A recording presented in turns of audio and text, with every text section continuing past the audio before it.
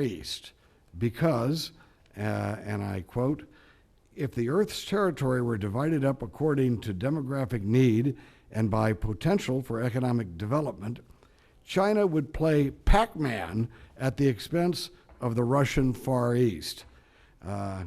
This has not, however, been the view either of the Russian government or the Russian people.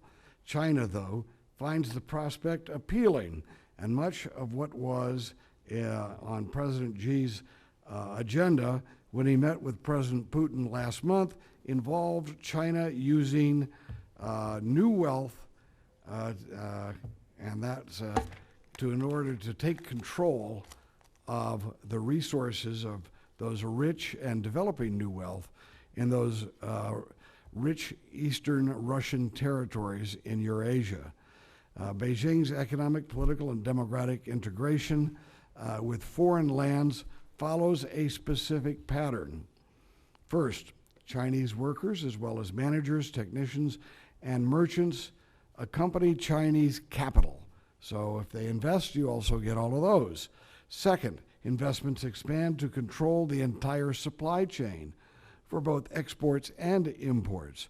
Control of agricultural lands, raw materials, energy resources, local manufacturing, and retail business frees out local firms and local people. Third, the areas of investment are directed by Beijing's regime through state-owned banks, sovereign wealth funds, and state enterprise. They become an extension then of the Communist Party and of China itself. And finally, control of large strategic segments of overseas economies gives Beijing the dominant political influence over local governments. Corruption makes sovereignty an illusion. Basically, it's a country may be sovereign then over officially on paper, but it really doesn't mean anything. Corruption makes sovereignty a paper illusion. There's, of course, the political influences. And if demographic shifts like those which could take place along the China-Russia border follow, the borders themselves end up being targets for change. While this Chinese model has been most evident and successful in Africa, where local governments are weak and corrupt, it can be seen elsewhere. The advantages of it confers on Beijing. Let's just suggest this is Beijing's way of doing business, and it's proven highly successful. It is not in the national security interest of the United States for all of this to happen. For China to gain direct control of the resources of the Russian Far East would tip the balance of power not only in Asia, but worldwide. America has its allies, and its allies need to strengthen their economic relationship with Russia and the stands and provide a viable alternative to China, to the Chinese offers for development.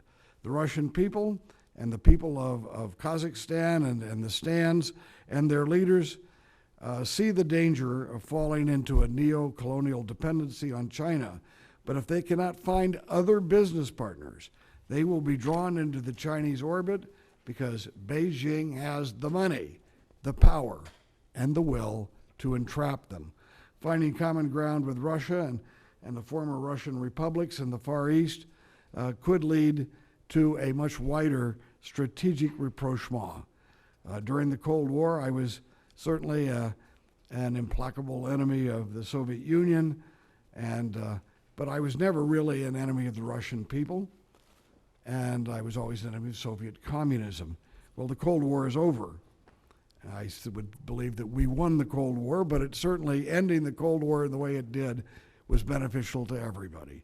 Moscow is no longer the home of a communist dictatorship, although there are many, certainly has a lot of flaws that need to be correcting. But there still is what would be the equivalent of a communist, or should we say Leninist dictatorship in China. Curtailing the growth of its power should now be one of our prime concerns. and we should work with other countries, especially the countries of that region, to recognize the danger and to do something about it. I would hope on our panel today can provide some suggestions how we can add Russia to our alignment, or that and make sure that the former Russian republics are aligned with us, rather than having this great chunk of humanity and of the planet basically in the clutches of a Chinese dictatorship that hates our way of life. With that said, I know the Ranking Member Keating has an opening statement of his own, and you may proceed. Thank you, Mr. Chairman, and thank you for holding today's timely hearing. I'd like to note, I think I not only speak for myself, but for the other members here, that as we're here today, our hearts and prayers are with the Boston Marathon victims and their families today, and it's meetings attendant to that I apologize, I'll be leaving this hearing. Both China and Russia have had a long history within Central Asia. This history can be viewed through the times, at times an adversarial relationship, more recently through the framework of an opportune partnership.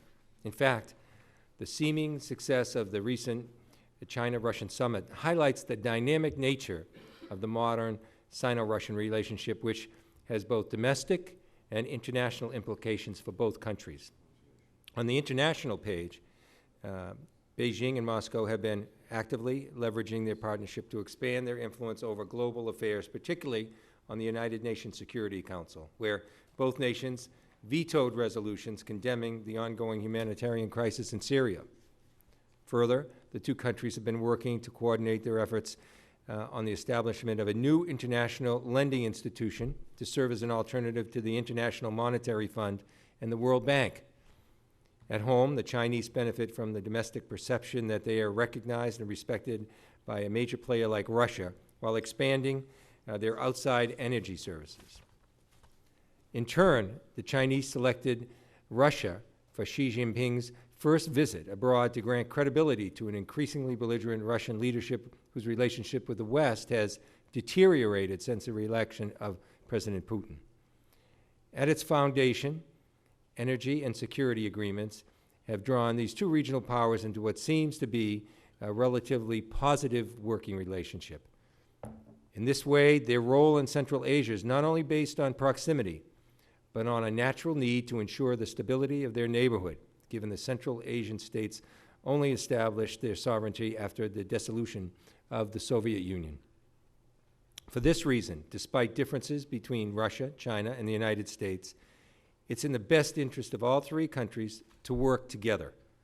Although both the Chinese and the Russians have strong historical, security, and trade links to Central Asia, the United States can also provide a stabilizing influence through increased trade, democracy-building initiatives to ensure the durability of the future of those investments, and bringing the influence to the rule of law. Kicking out foreign NGOs that work on the rule of law and democratization has been an unfortunate trend in the region and does not necessarily bode well for U.S. business interests.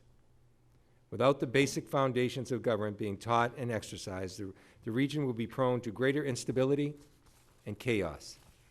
This being said, Russia and China must display their own willingness to provide more freedoms, services, and information to their people.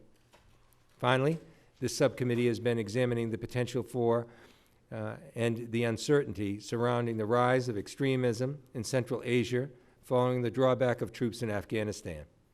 The U.S., China, and Russia have been working together on security matters since 9/11, and I believe that this cooperation should be maintained in a manner that is consistent with our own values in the United States. This includes cooperation on other transnational challenges such as narcotics, HIV prevention, and trafficking in persons. In conclusion, there is no doubt that this is a dynamic region that holds great potential, but this potential can only be harnessed through a willingness to work with the United States and, moreover, the West. I look forward to circling back with you, Mr. Chairman, on this subject. In the meantime, we'll turn to Congressman Lowenthal, who has graciously agreed to act as the ranking member for the remainder of the hearing. I want to thank you, Mr. Chairman, and thank you, Mr. Lowenthal. Well, we appreciate your very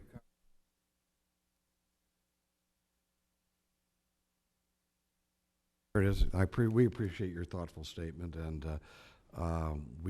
any questions you might have to submit to our witnesses, you can do so within 10 days, and we will transfer them on, and they will be made a part of this record. Thank you, Mr.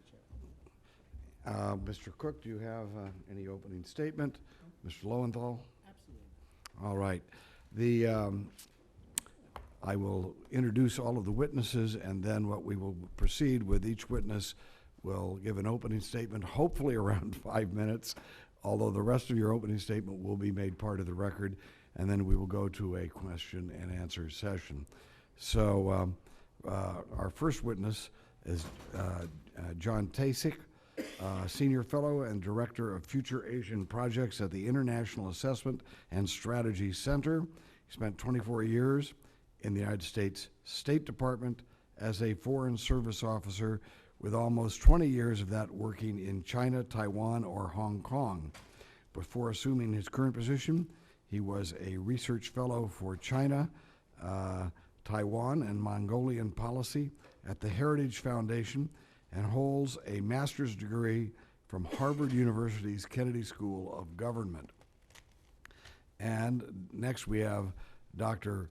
Rensselaer, I'm going to get it right, Dr. Renz W. Lee III.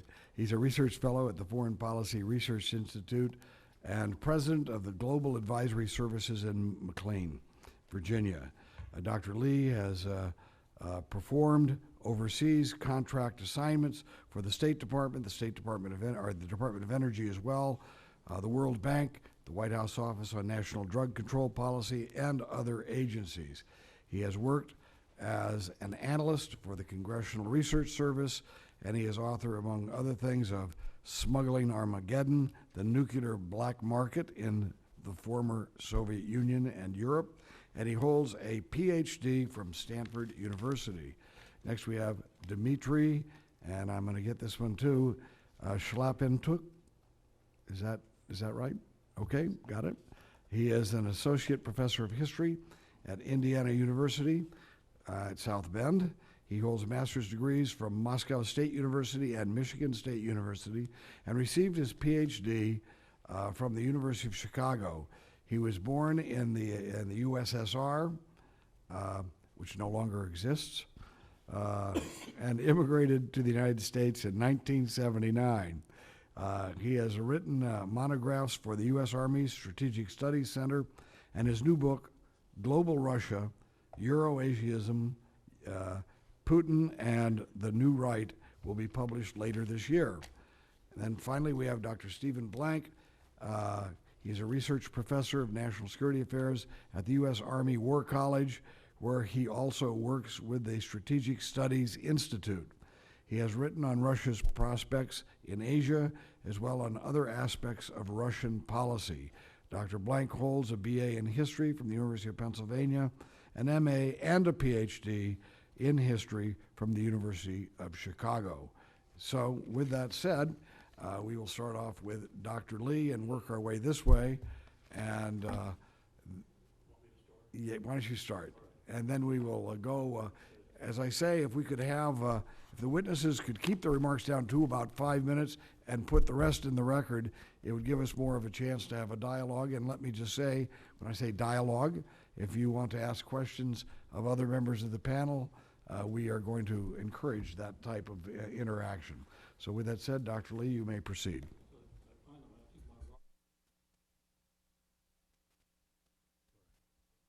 Yeah, I think my remarks follow very closely the sentiments that you expressed in your opening statement. Let's just note that when you're speaking with the microphone on, Yeah. we are using energy. Okay. Remember, so this is, all of a sudden we are using electricity, which we are then using oil, Okay. or natural gas, All right. or coal. So, All right. Well, okay. Let me start with a few introductory sort of remarks about the Russian Far East, sort of where it figures in all of this strategic dialogue. Okay. Okay, the Russian Far East is a land of contradictions. It's rich in resources, economic potential. It's also vast, remote, seriously underdeveloped, and demographically challenged. It makes up 36% of Russia's national territory, equivalent to about 2/3 the size of the United States. It only has 4 to 5% of Russia's total population, accounts for just 5 to 6% of its national GDP. It's also a very vulnerable territory geographically. And you must consider that Vladivostok is 5 times closer to Beijing and almost 6 times closer to Tokyo than it is to Moscow. And for these various reasons, the Far East has traditionally been difficult to administer from Moscow, a pain in the neck to administer from Moscow, as a matter of fact, and a perennial target of opportunity for Russia's Asian neighbors. Now, to go back in time a little bit, Japan was the main threat to Russian sovereignty over the Far East, most conspicuously at the time of the Russian Civil War, when Imperial Japanese troops occupied parts of the region. Today, the main perceived threat, not a specifically military threat, but a much more subtle threat, comes from an increasingly powerful and regionally assertive China. China has made important economic and demographic inroads into the Russian Far East, as it has elsewhere along its long Asian periphery. Among other things, China wants to secure a land-accessible base of raw materials as a hedge against a military conflict that could sever China's maritime lines of communication. And what else China wants is a matter of speculation and controversy. But a sphere of influence, a sphere of Chinese influence in the Russian Far East, if this is in fact in China's sights, could certainly compromise Russia's territorial sovereignty in an economic sense, and perhaps politically as well. Now, political factors such as Moscow's strategic partnership with Beijing have contributed to China's evolving special relationship with Russia's Far East. The relationship also reflects factors on the ground, such as the country's long 3,600-kilometer common border and historical associations of the peoples and China's dynamically growing economy. China dominates trade with Russia's border provinces, supplying vital foodstuffs and consumer goods to their populations. Migrant Chinese labor provides essential services in areas such as construction, agriculture, trade, forestry, and mining. The valuable energy and raw material endowments of Siberia and the Far East are increasingly being programmed to serve China's industrial requirements, especially in China's northeast, Manchuria.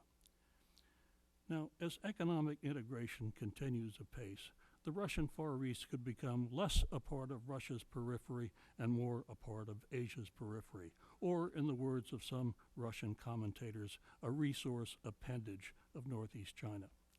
I submit that this trend could have broader strategic implications. Even partial or indirect Chinese control over that vital region could increase China's overall geopolitical weight and even reshape the regional balance of power in Northeast Asia to China's advantage. This won't happen overnight, and China is not the only foreign power that has interests in the Russian Far East, and China's economic penetration is more advanced in the RFE provinces that adjoin the Sino-Russian border than in the provinces that are farther away. But given the regional dynamics of China's rise, its relentless quest for natural resources, and uncertainty about its future ambitions, there is certainly no cause for complacency. America and its Pacific allies need to be more engaged and proactive in Russia's Far East, economically, politically, and otherwise. This is not for outright containment of China, which would be impractical in any sense and risky. But it just makes good sense as a balancing strategy. Russia needs large-scale financing and technical assistance to maximize the economic potential of Siberia and the Far East. And Russia's democratic partners should be prepared to assume a role in this transformation. Right now, America doesn't have much of a presence in the region. Our trade with the Russian Far East was just 2.2% of its total external trade in 2011. U.S. investment there has declined to near zero in recent years. U.S. development assistance for Russia's regions is less than what it was in the 1990s. U.S. policymakers don't seem to consider Russia as a serious Pacific partner in economic or security terms. In fact, our overall relationship with Russia is adrift right now, and maybe partnering with Russia in developing its remote Far Eastern territories would be a way to put the relationship back on track and reinforce America's Pacific security posture at the same time. Thank you. Thank you very much for those thoughtful remarks, and you've made some very significant points that we will come back to during the question, answer, and dialogue part of this. I just a note, I would have to say that, just for the record, Russia needs to wake up.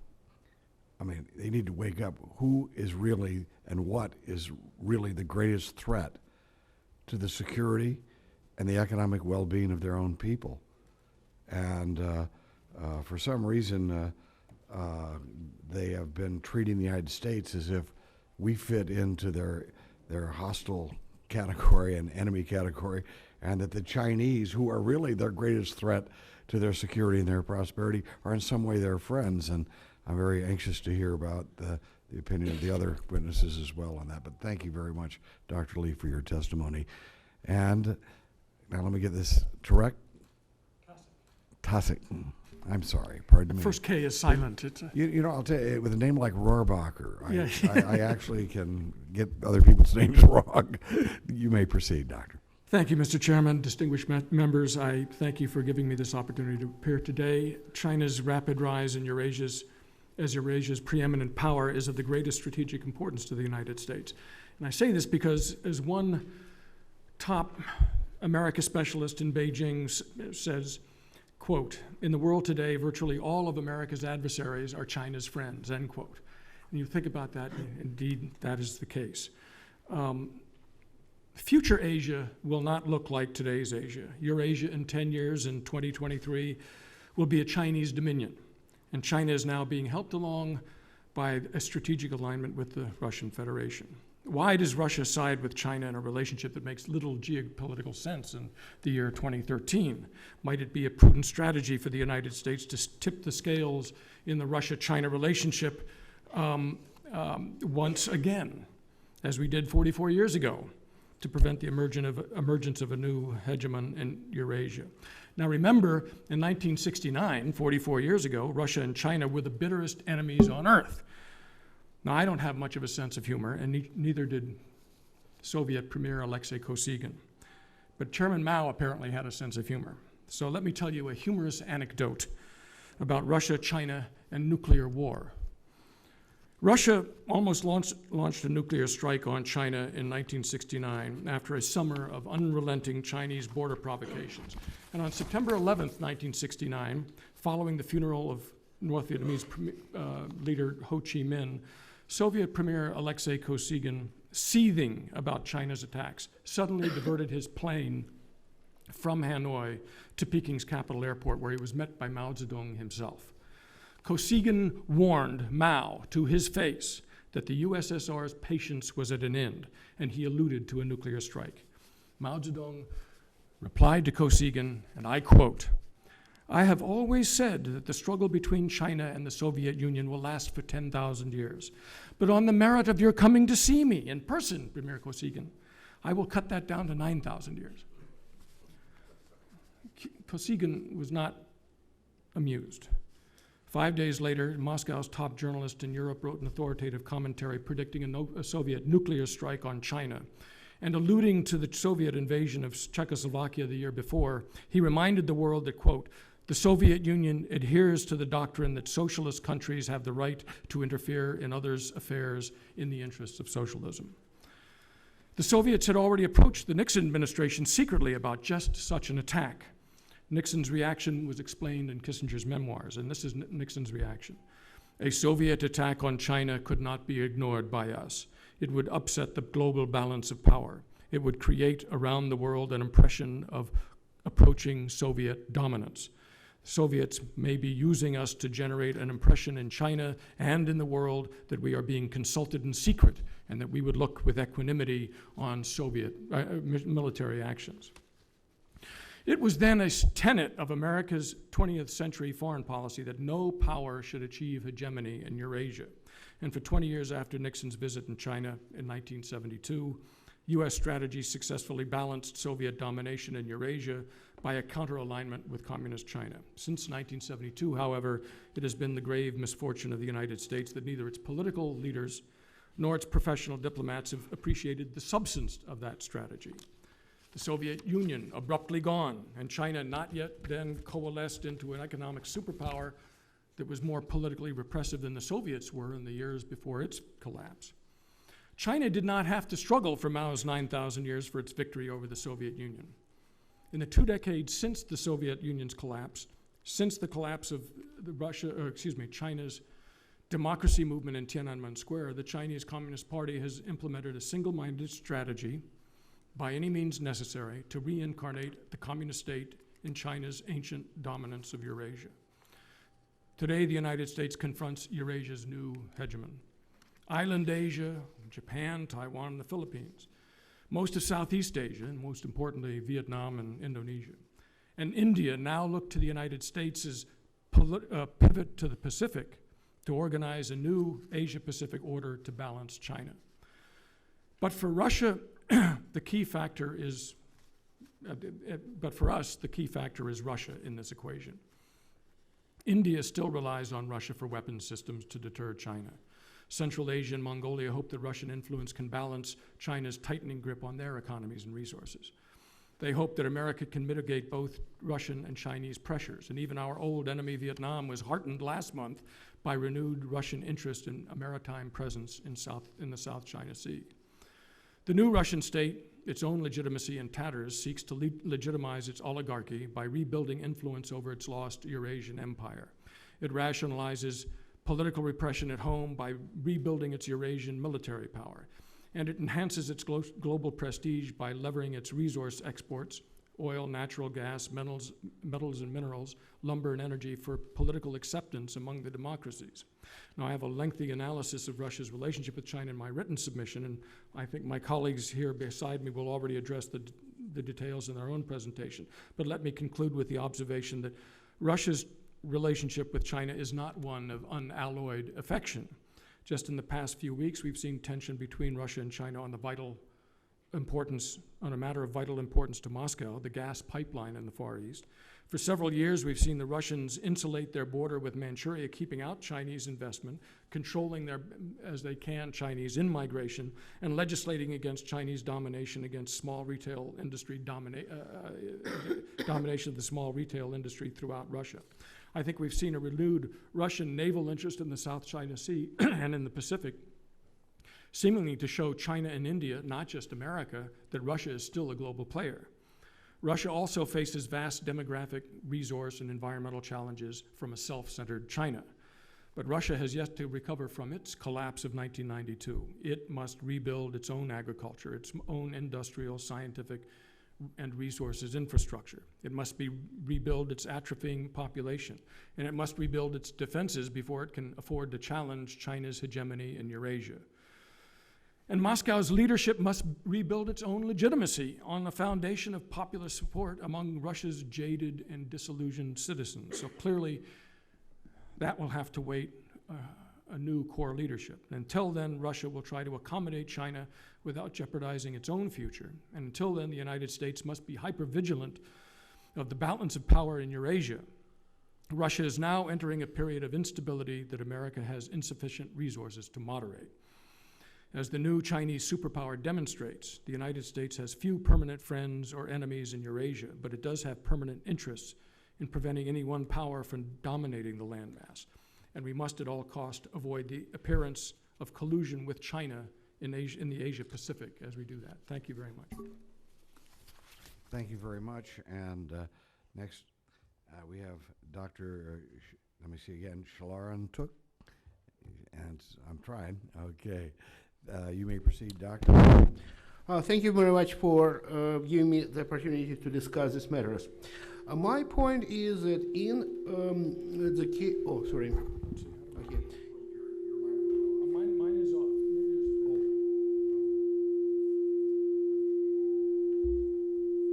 Well, All right. you want to maybe try this one? Aha, we just Good. and we just had a hearing on cyber attacks. Yes, too. that's right. That's right. That's right. Vigilance, vigilance, vigilance.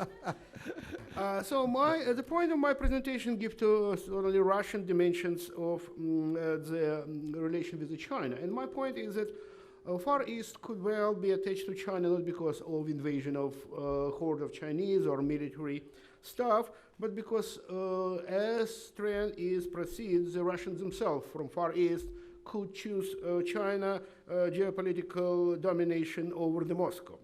The reason for this is following. The Far East prospered during the Soviet era mostly because of heavy investment from the center. Now all of this is gone. Moreover, most of the resources exploited by the Moscow-centered companies go back to Moscow. The money go to the Moscow, nothing left for the Far East. In addition, Moscow prevents the Far Easterns to engage in profitable trade with nearby countries like Japan. And this led to very serious resentment. In 2008, there was the Moscow imposed heavy tariff on the used car brought from Japan, which bring considerable benefits to the locals. There was a big demonstration in Vladivostok. A local riot police was not able or willing to deal with this demonstration. They brought riot police from Centr, from Moscow, which beat up people relentlessly. There was extremely high level of anger, and internet was full of remarks that we need to blow up the pipelines because of action of Moscow. In 2010, the group of the youngsters in the Far East called partisans, guerrillas, engaged in systematic killing of law enforcement in Far East. The interesting element of the story was that majority of the locals support them completely, that law enforcement should be killed. So if at the same time, whereas there's hatred to the Moscow increase, there is sort of fragmentation of Russian national consciousness and increasing regionalism, that we more a people of Far East rather than part of the Russian Federation. At the same time, the increasingly rich and prosperous China became an attractive magnet for increasing number of the Russians.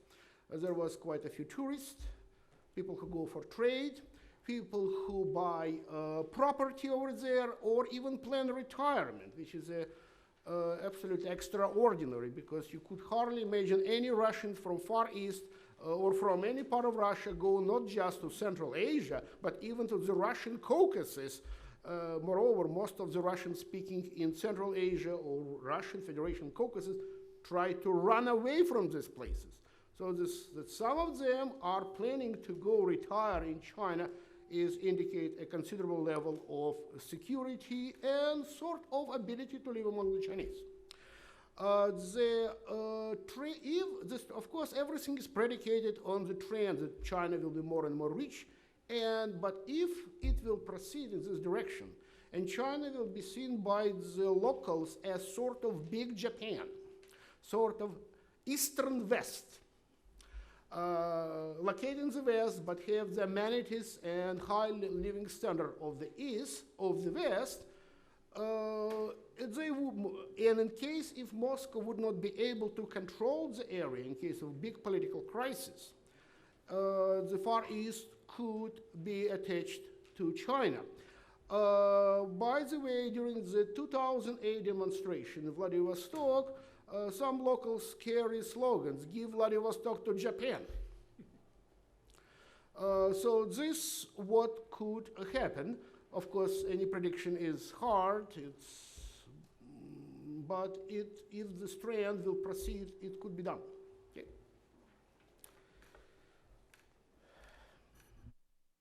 Thank you very much. And Dr. Blank, and then we will have some questions and dialogue. Thank you. It's a great honor to appear before this subcommittee again, and I wish to point out that my remarks do not reflect the views of the Army, the Defense Department, or the U.S. government. Since 2008, Russia has reoriented its foreign policy to try and recover what was once the Soviet and Tsarist status of Russia in Asia, namely that of a great independent power that had to be consulted about any major change in security and development in Northeast Asia. The precondition for success there is the reconstruction and development of the Russian Far East, RFE. Thanks to factors that are both natural, such as climate and cost of labor and absence of and demographic decline, as well as to systematic misrule by Russian governments for years, this is an area that was quite literally depressed and is still not performing at the same standard as European Russia. What that means is that unless the Russian government comes up with a coherent development plan for the area, it will not be able to develop the region on its own. And by 2009, it had already come to the conclusion that it could not do so on its own, and it has been soliciting foreign partners. The main foreign partners that it solicits in the Russian Far East are, of course, China, Japan, South Korea, and the United States. As Congressman Rohrabacher pointed out, the United States has not been particularly interested in seeing Russia as a Pacific power. I wrote an article calling for this 2 years ago. I got no response. So we're aligned in that respect. Japanese business sees Russia in a very negative light, not just because of the unresolved Kuril Islands, although efforts are now being made to solve that problem, but because Russia is a lousy place to invest. Your investment is not safe. You are subjected to confiscatory expropriation, taxation, corruption, criminality, unjustified sudden environmental penalties, and the like. And the costs of doing business there are not conducive to investment, when you can invest elsewhere and get much more for your money. And that's not only in terms of oil and gas, but in terms of power stations, infrastructure, all the things that the Far East needs. Russia's dream of building a railroad connecting the Trans-Siberian Railroad to the Korean Peninsula, going through North Korea and then South Korea, goes back to 1890, but it's still a dream, it's not a reality. And the idea of building a trans-Korean pipeline that would bring gas to South Korea from Russia and give North Korea tariff payments as well as access to gas is obviously not going anywhere given the present conditions there. So by default, the only major investor in the Russian Far East is China. And the Chinese are taking advantage of this opportunity to obtain what you might call points of pressure or pressure points of leverage, key nodes in the energy, infrastructure, and other key industries in the Far East. The Chinese threat to the independence and sovereignty of Russia in the Far East is not Chinese migration. As a matter of fact, according to Russian scholars, Chinese migration has declined every year since the beginning of the 2000. What is the real point or tip of the spear is Chinese investment and trade. And here we see China utilizing the same kinds of tactics it has used elsewhere to obtain key economic and political leverage. The giant firm Rosneft has borrowed something like $27 billion from China in order to sell it oil, and the Chinese are going to demand that that oil be sold at less than market price. China is now getting access into the gas industry and into Russia's Arctic energy developments as well, and the Arctic energy is the great hope of the Russian energy sector for the future, so China is already there. What we see, therefore, is a systematic Chinese economic penetration through investment and trade, which will give it political leverage over key sectors of the Russian economy in the years to come, And in the absence of any competitors, this could create major security issues for the rest of Asia and the United States. Thank you. Well, thank all of you for your very thoughtful testimony. We are also joined with our good friend Steve Stockman from Texas, and the Colonel is leaving now but has no questions right now. No, I wish I did. I have one other committee again. All right, thank you, Colonel. Great testimony. All right. Steve, do you have an opening statement, or would you like to ask some questions? You have to push it right down. Thank you, Mr. Chairman. I appreciate the opportunity to say a couple things or ask some questions. Watching, I travel quite a little bit, and when I was in Venezuela, I was in the American building built by American Airlines, and they had a lot of Chinese folks there. I went to Republic of Congo. In the hotel, they had a lot of Chinese folks there. Wherever I travel, I see that the outreach is phenomenal in breadth, and one of the my African leader friends said that they are now the new colonial masters of Africa. And I'm wondering if, and then you can comment on this, if you were in the position of making decisions for the United States, and what would you recommend to counterbalance the ever-growing presence around the world to the garnering of and gathering of key resources and minerals and oil? What would you recommend we do, Dr. Blank? Well, that question, you have to go region by region. But in the Russian Far East and in Central Asia, first of all, we'd have to restore American growth at home in order to be able to compete economically in a more robust way. In the Far East, as I wrote 2 years ago, what is necessary, I believe, is to organize with Japan and South Korea a consortium that could actually come to the Russian government and say that we are prepared to invest in selected projects in the Far East, energy, power transmission, infrastructure, etc., in return for essentially the right to do so in a rational economic manner. As I put it in the article, one of the preconditions is no more Magnitskys. Basically, that people can invest in Russia with the expectation that they get their money out safely, that profits can be made, that they're not subjected to extraordinarily corruption and criminality. Unfortunately, that's not happened. And one of the reasons why American investment in Russia generally, not just Far East, has slipped. In Central Asia, it's even more imperative, another region, because over there, to be honest with you, and I wrote a big paper about this last year, we talk a lot about the Silk Road, but there's nothing concrete. It's talk. It's not actuality. President Karimov, I'm told, laughs every time he hears it because he knows it's not a reality. So if the United States wants to compete with China, it needs to be able to compete economically by demonstrating a capacity and willingness to invest and sustain big investments in major projects in areas that are critical to our national interests. If we don't take that first step, then everything else becomes much more difficult. Dr. Lee? Yeah, I would really second all of Steve's remarks. I mean, what I've been toying with is sort of the idea of a U.S. A partnership with our treaty allies in East Asia, Japan and Korea, come to the Russians and say, look, we've got a lot of money. We want to invest. We want to upgrade your railroads, your roads, your maritime facilities, your air traffic, all of this, and meanwhile invest in the fabled resources of Siberia and the Far East. But look, you've got to make some changes at your end.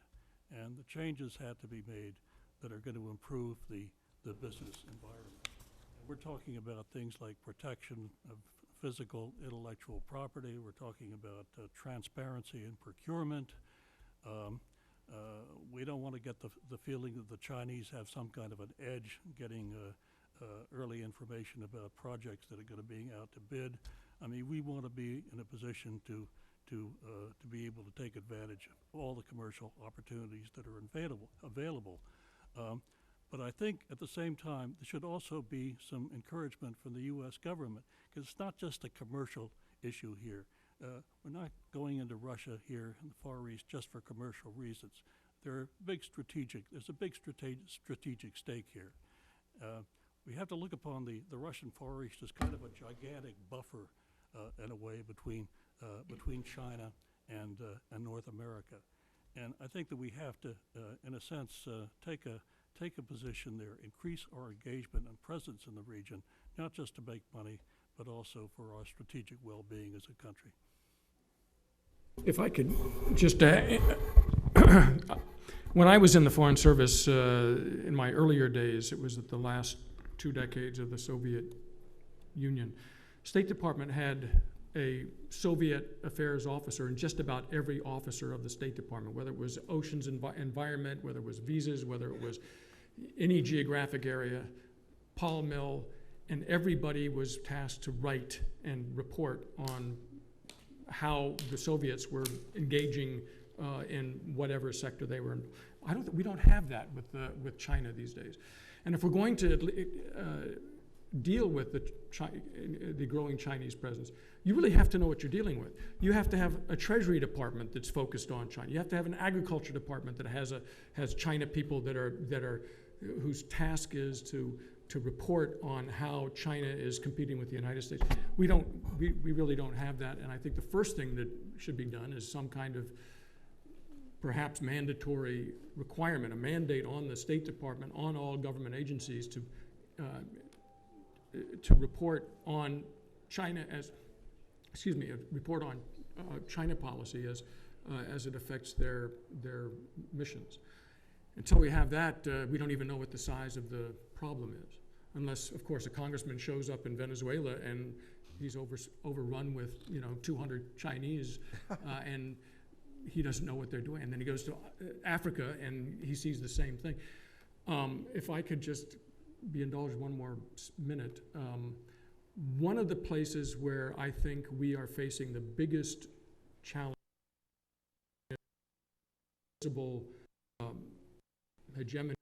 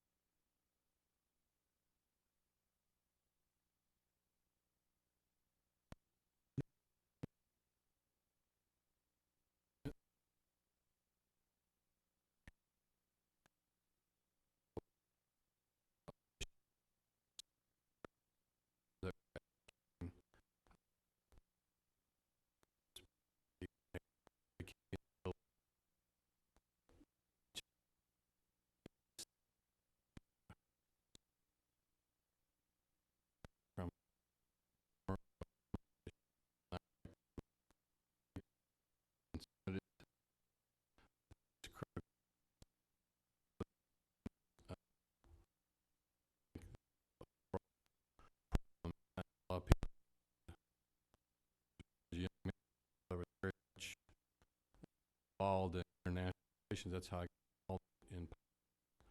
And it's not popular to talk about anything beyond our borders. And remember 9/11 and times, it's a very grave danger to ignore the storms that are formulating outside our borders. I yield back the balance of time. Thank you, Mr. Chairman. Mr. Sherman Cook, did you have something to add to that? My point would be that instead of invest in Far East, but in order to attract the people of the Far East to the United States, this money should have some implication for them. It should be jobs, it should be housing, it should something which go to their pocket, not just to the pockets of the big American company and its Russian partners. In this case, they will go along the way of the money. The good way would be, of course, unite their efforts with the Japanese and South Koreans, but once again, to be sure that benefits go Far East, not to Moscow. Thank you. Just to back up Mr. Tasik's point about State Department not paying attention, we could not get the State Department to send anyone here today, for example, to have a discussion, a dialogue with us about this subject. And so to say that they're not interested is an understatement. Mr. Lowenthal, would you like to proceed? First, I find the conversation very fascinating, and obviously maybe it's an oversimplification of what you're all saying, but you know, there's obviously the increasing role of China in both in Central Asia and throughout the world is cause of concern. The question I have, are there any positive signs in this that we could work with? And what are going to be the impact, not just between Russia and China, but on the emerging of the new Central Asian republics? Can you talk a little bit about the impacts of China on the Central that used to be part of the Soviet Union that are now independent countries? And where do they fit in? I believe that the Soviet Union wants to, you know, what is to their advantage? The Soviet Union wanting them to return Mr. Putin to kind of under the relationship of the Soviet Union. What role is China playing actually in these Central Asian republics themselves, and what role should we be playing with them? China is playing the role of investor and trade. It is now the #1 investor and trade partner for Central Asia. It is also increasingly the place where they go to raise money on international capital markets.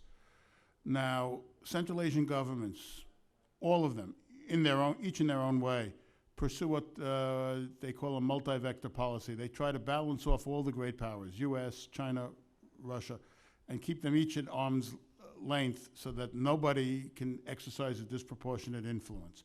The problem is that we have asymmetry of means of influencing them. China's means of influencing them is this enormous economic power, and in reserve, although it has never been used and China doesn't show any interest in it, the possibility of military power. Russia's economic power over Central Asia is steadily declining because of the fact that the Russians simply cannot compete with the Chinese capital. So they have tried to build a number of institutions. The Collective Security Treaty Organization, CSTO, which is essentially an attempt to create a military organization to defend them against terrorism or invasion and to keep them in a Russian military orbit. Now they have set up a customs union, one purpose of which is to keep Chinese goods out. Because if you have a customs union, goods produced inside become much cheaper than those produced outside. You have a visible Chinese and Russian economic rivalry, but both of them see us as a potential threat because of our supposed desire to maintain a military presence in Central Asia after 2014, and of course because they're all opposed, including Central Asian governments, to democracy. What the US needs to do here is, first of all, to come to a decision whether or not Central Asia is a strategically important area for the United States. That has not been done. There is no discernible strategy. There is some talk of maintaining military bases or troops in Afghanistan of certain advisory level after 2014, but we're getting out of there militarily. Economically, we're not investing anything like what would be required to sustain a viable American presence. And instead, we're relying on Uzbekistan, which is essentially a government whose security and legitimacy depends on the health of a 74-year-old dictator. So what I'm saying is that there's no US strategy for that area. So that answers your question about Central Asia. I'd add that a dozen years ago, the Chinese finally pulled together a Central Asian-Russian alliance in the Shanghai Cooperation Organization. And I think the Chinese intent of this was to cement their influence in Central Asia as the Russian influence was receding. I have to say, in the intervening 12 years, the Russians have been very adept at moving in and sort of making sure that the SCO, the Shanghai Cooperation Organization, is mostly about Russian-Chinese That's what I'm hearing. cooperation, and that the Central Asians wind up being sort of junior partners in this. The problem, of course, is that the United States is far removed. We don't have a geographic border there. We have no way of getting our influence in. We have no way of getting either military or economic power into Central Asia without going through Russia or China or Pakistan or Iran. And it's very difficult, I think, for us to break that stranglehold. Central Asians, of course, as Steve mentioned, are desperate to try to play off both Russia and China and hope that the United States can come in and sort of tip the balance one way or another. Mongolia in particular, I mean, it's the only democracy in the region. Mongolians are terrified of their future. They only have two land borders. They have Russia on the top, north, and China on the bottom. They're desperate to get the United States and Canada and Europe and Japan investing in there so that at least they have a stake. But if push comes to shove, it's going to be difficult for the United States to make its influence felt in any way other than at the United Nations, say. But I mean, that's a thought I would pass on, is that China has used the SCO to crystallize its security leadership in the region.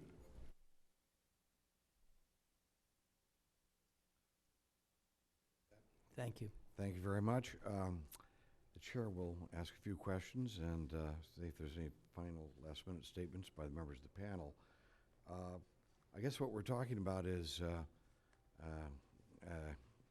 a major change in history in terms of who dominates certain areas. And is there any question in among the panel that, let's say, 70 years ago or 50 years ago, that the Russia, which was then the Soviet Union, dominated Central Asia and that part of the world? Is there any question about that? And is there any question among the panelists that 50 years from now, China will play that same dominant role, or at least be that dominant, maybe not as Dr. Blank suggested, they won't have Chinese troops occupying the various, or even Chinese immigrants dominating the scene, but the decision-making and economic, dominance, thus the political dominance, will be on the part of China 50 years from now. So we will have seen that shift away. Does anyone disagree with that? Go right ahead, Dr. Blank. I would be very hesitant about predicting, first of all, that far out, because 35 years ago, people in our profession didn't think the Soviet Union was going to collapse, let alone peacefully. I did. Well, you're in a minority,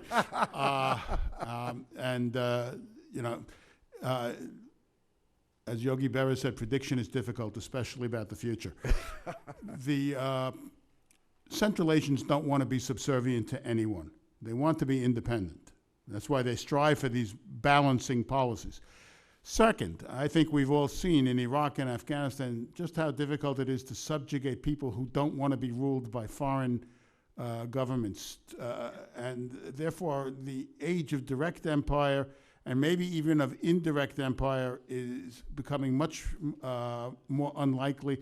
The prospect of this could become much more costly to anybody.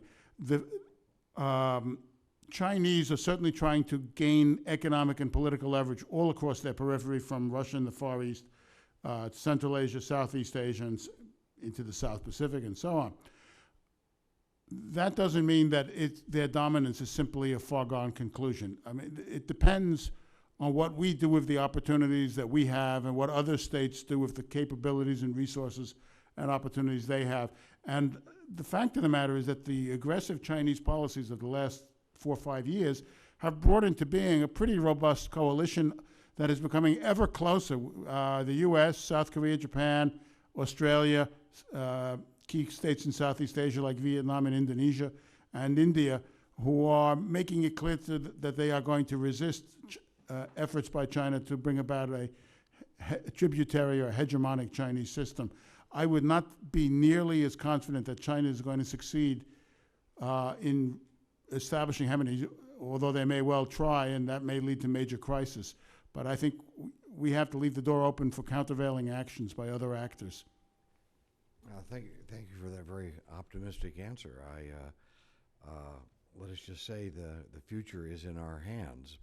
There's nothing preordained, but that the trends seem to be going, and the dominance that we were talking about, again, was not a dominance of that part of the world by occupation. And I think perhaps one of the things that has most come out of this hearing for me is the idea that in the past, when I have spoken to our Russian friends, I've talked about the potential of millions of Chinese migrating into into territory which is their territory, and that perhaps that will not be the methodology which creates Chinese power in those areas. That instead, people coming slowly but carrying lots of money and buying all of the natural resources of a given area and becoming the only employer in the area may well be just as powerful an influence as having large numbers of Chinese people moving there. And that strategy, as you're pointing out, Dr. Blank, is a fascinating strategy in that it does have its weaknesses, as we've seen in Burma. Burma for the last 30 years has been, or 40 years has been, well, at least 30 years, has been really under the major influence of China, if not the domination of China. But now the Burmese regime is trying to actually break loose and head more towards the West. So also let me note that the Russians, another factor that we put into this equation is that, and obviously this is stereotyping, but the Russians seem to be people who have a creative genius about them. And when it comes to science, I'm also on the Science Committee, Science and Space and Technology Committee, that we've always admired the fact that the Russians have been the power on this earth that has developed so much space technology and so much other technologies that were very innovative in pushing humankind, although they were not good at implementing those and commercializing them and putting them into practice. They were very good at their creative part. The Chinese, on the other hand, have been very good at taking the creations of the West and building them and mass producing them at a cheaper price. I would think the genius is a very valuable asset that the Russians have. And also, I might add, as the United States is now finding that the Chinese are stealing our intellectual property, and by the boatload or by whatever megaload it is, the Russians will find that as well. Just something about U.S. policy and Russia. Are we, just very quickly with the panel, since the fall of the Soviet Union, have we pushed Russia into a good relationship with China? And should we have not been as tough on Russia in certain ways that we were? Just very quickly, we'll start over here with Dr. Lee. I certainly have that sense. You need to push the mic. There it is. Yes, I certainly have the feeling that we have missed out on many opportunities to make more of our relationship with Russia. And a lot of this, in a sense, is water over the dam. We can't do anything about, some of the more controversial acts, Magnitsky Bill, NATO enlargement, arguments over Iran, over China, over Syria, over a number of different issues. I don't think that we can do that much about these problems. These are sort of, fixed in our relationship, at least for the time being. But I do think that if we can develop a relationship in the Pacific between what I call Pacific Russia and Pacific America. That this relationship, which would affect the Russian Far East, could certainly spill over into other areas of the U.S.-Russian relationship and create possibilities for a broader overall improvement. In the Pacific, we don't really have that much outstanding differences between us and Russia. I think there's a question of the demarcation of the Bering Strait. My understanding is that that's being negotiated, but it's sort of between Atlantic Russia and European Russia where we have a lot of the problems. Let's try to build the relationship on the Pacific side and see if it might not have a positive effect on the U.S.-Russia relationship. That was a very, very good answer to that question. Thank you, and I'm going to come back with a follow-up after we go through. Did we push Russia into China's hands? I don't think so. I think what happened is that the United States was not sufficiently vigilant as Russia was transitioning from a Soviet dictatorship into a democracy and then into something else. And when, by the time Putin took over, it seems to me that he was basing his legitimacy not on the consent of the governed, but more of how he would bring Russia back into the world as a global power again. And that if you were against Putin, then you were against Russia. That's not, to me, us pushing Russia into China's hands. What we were doing was basically saying, wait a minute, this is a dictatorship. This is not something that we can countenance. In the meantime, the Chinese said, oh, that's all right, we're dictators too, so we get along quite well.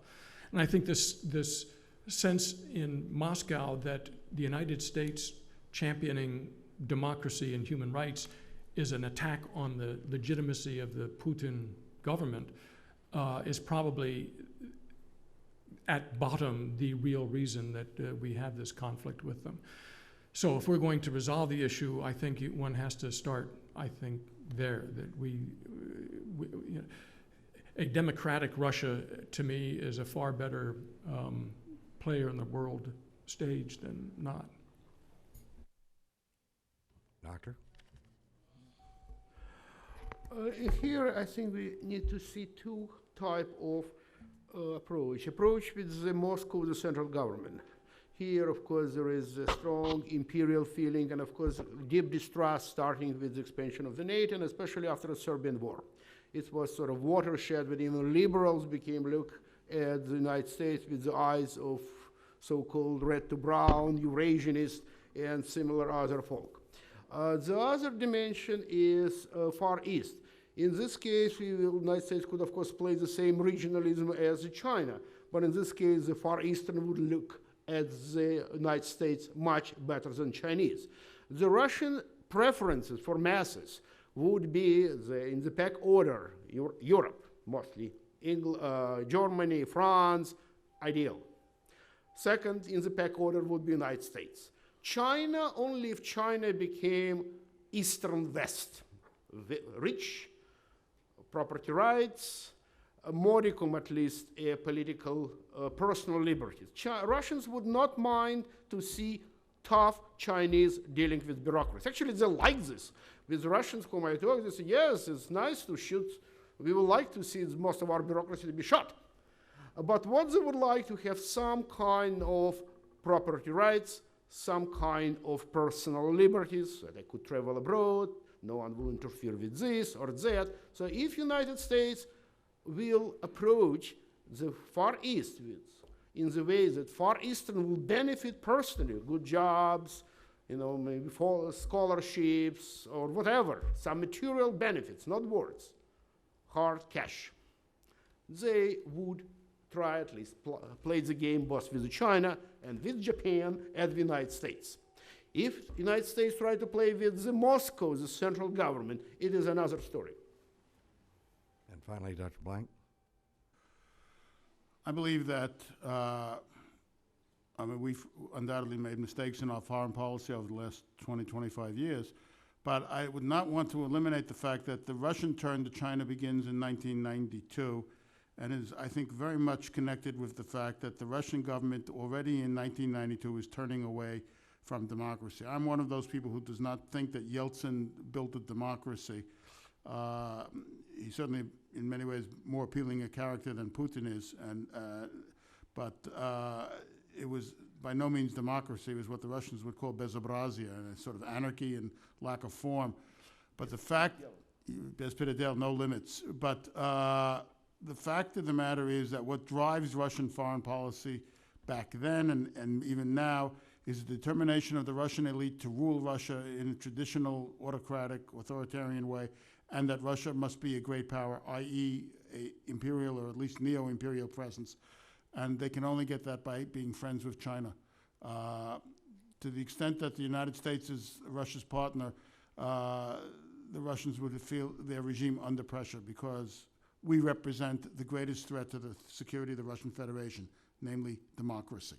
Not military power, but democratic governance. And they have said so in many different ways over many times. Interesting point. Yeah, just what I'm struck with this balancing act. Again, from the point of view of the Central Asian republics. One, how it is really to their advantage that the United States be part of this balancing act, so that I hear you saying in terms of their survival, you know, not yet there's a lack of U.S. policy towards Central Asia in general. We'd spend a lot of time talking about Russia and China, and I understand that, but I don't hear a lot how we can support, or can we, both the understanding of Central Asia, how we promote investment in Central Asia in terms of the new Central Asia republics. Is that possible? Should we be doing that? Should that be part of a strategy?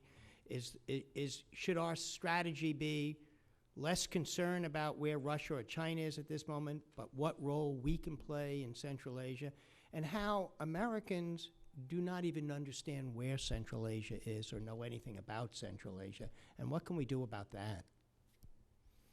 Well, as I said earlier, there needs to be a determination by the government in power at any given time in the United States, whether it's a Democratic or Republican administration, whether or not we consider Central Asia to be strategically important. We are there essentially because we were attacked, but economic interest was actually growing before 2001. There is talk of a Silk Road, but to give you but there's no follow-through. To give you an example, in 2011-12, the Senate Foreign Relations Committee published a major study calling for the building of the Silk Road and for the investment. This was done under then Senator Kerry's leadership. The State Department has done nothing with it. There is no real funding for it. They simply cobble together existing programs, as you know, we know that bureaucratic game. There is no vision or strategy as to what we want to see in Central Asia after we leave Afghanistan, and what instruments we have for influencing it, and whether or not we even think it's important. Right. Now, if you can't answer those questions, all the questions you've posed become unanswerable because you're completely adrift. You don't have a lever with which to move the situation. If you feel Central Asia is important, and you educate the public to understand why we think it's important, and you develop the instruments of policy, primarily economic ones, to advance that interest, then you can actually get a hearing for what the United States wants to do. But without that, essentially, our Central Asian policy is now is essentially arranging for the departure of our troops from Afghanistan. And what happens afterwards, nobody knows. Thank the witnesses. And do you have another follow-up? Just one closing statement on part of the chairman, which is my prerogative. Thank you. We don't live in a world that it really looks anywhere like the world when I was a kid. And my dad was a Marine, and he flew spy missions along the China coast. We lived in Japan. And anyway, of course, it was Russia and the Soviet Union and China then, and then, of course, later that whole relationship with China supposedly changed. whatever the reality is today, we know that it is not out of our control. One point that's been made over and again in this hearing is that we're not paying attention to this, and we are not trying to control the events and not trying to have the influence that the United States should have in this part of the world. And if we don't, things are going to turn out differently and might turn out in a way that we don't like.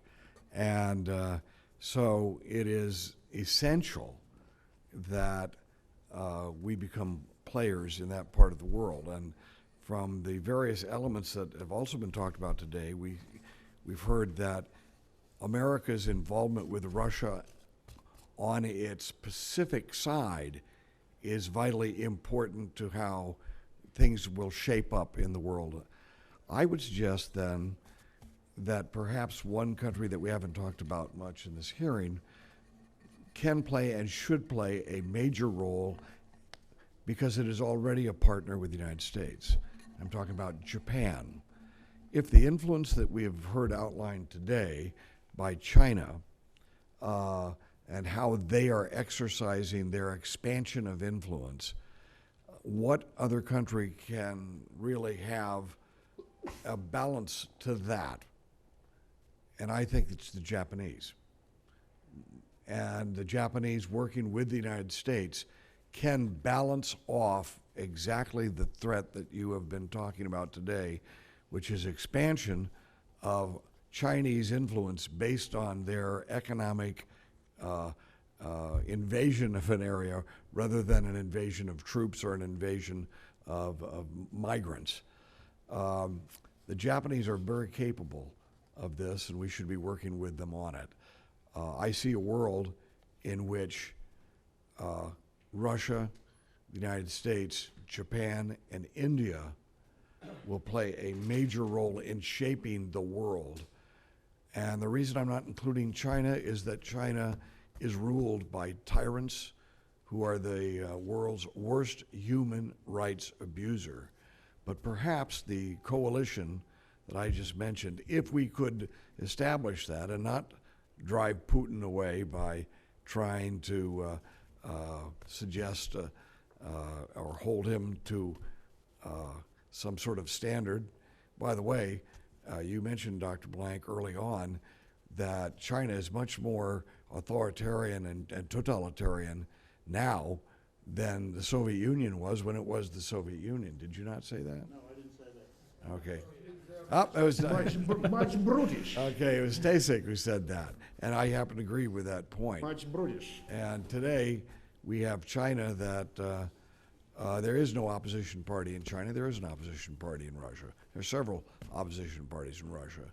You go to Russia, there are things that you can buy on the streets that are printed in Russia that are opposed to the Putin regime. You don't see this anywhere in China. And you don't see, and in Russia, there are talk radio show hosts that actually criticize their government. You certainly don't see that in China.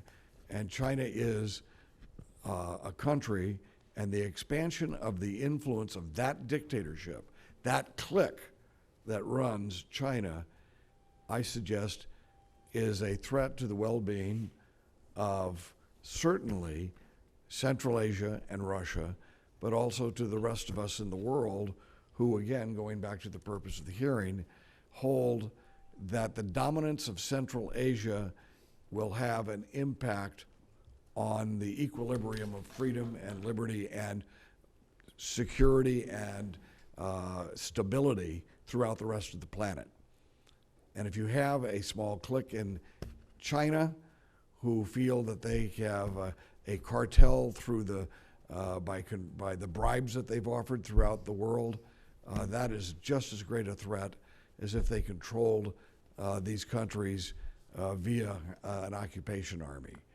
So we must be vigilant and committed to creating a future, and I would suggest focusing, and what I've gotten out of this hearing today is let's try to focus with Russia on their Pacific role and see where that leads us, and see where that leads Japan and the United States. And I think that would be a very positive trend. Now, with that said, I thank our witnesses. Thank you for the discussion. Mr. Lowenthal, thank you very much. You had a lot, you're adding a lot to this, the depth of this hearing. Let me note that Congressman Lowenthal represents the ports in the United States in which perhaps a majority of all the trade from that part of the world coming into the United States comes right through his district.